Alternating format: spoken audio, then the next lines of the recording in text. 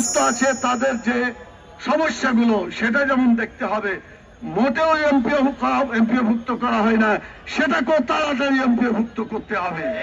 এবং বাংলাদেশের শিক্ষা ব্যবস্থায় এক কথা জাতীয়করণ করতে হবে। আমি আরেকটি কথা বলতে চাই, সেটি হলো কেউ কেউ আপনি স্বপ্ন দেখছেন যে ক্ষমতায় গেলে আমরা এটা তোমাদের দিয়ে দেব, আন্দোলন করার দরকার নাই। আমার মনে হয় এসব কথা মানুষকে প্রতারণা করার সামিল বলে। অধিকার কখনো আদায় করার জন্য নরম কথাই চলে না।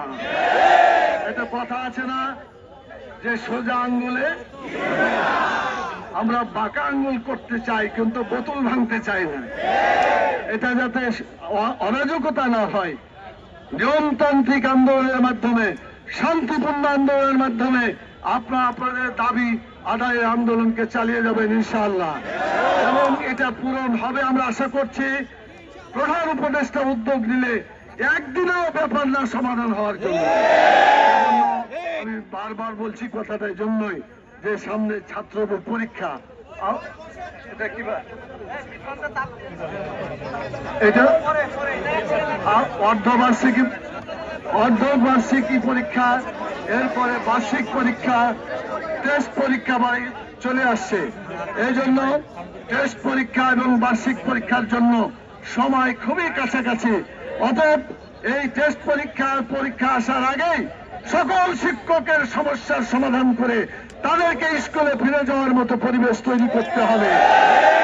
এটা যদি না হয় তাহলে কোনো অবস্থায় আন্দোলন থামবে না। এই আন্দোলনের যারা আছেন সবাইকে বলবো আপনারা প্রপার যোগাযোগ করেন। আমরা একটা দরখাস্ত দিয়েছি প্রধান উপদেষ্টা, সর্বদলীয় যারা শিক্ষক আন্দোলনে আছেন তাদের একটা সমন্বয়ে প্রধান উপদেষ্টার কাছে আমরা একটা দরখাস্ত দিয়েছি, কিন্তু এখন পর্যন্ত তার রিপ্লাই আমরা পাই নাই। আমরা দাবি করব এই সব সমস্যাকে সামনে রেখে প্রধান উপদেষ্টা যদি শিক্ষকদের প্রতিনিধিরা মানে সমস্যার জন্য আলোচনা করেন, ইনশাআল্লাহ সুষ্ঠু সমাধান হয়ে যাবে ইনশাআল্লাহ। সেজন্য আমি সেটা সরকারকে দ্রুত বাস্তবায়ন করার আহ্বান জানিয়ে, আপনারা অনেকক্ষণ ধরে কষ্ট করছেন, দুপুরে অনেকের খাওয়া হয় নাই, অনেকে বিভিন্ন ভাবে আপনারা এখানে আছেন, কষ্ট করছেন। আমি আপনাদের কষ্টকে শ্রদ্ধা করছি, আল্লাহ তাআলা আপনাদের কষ্টকে লাঘব করুন।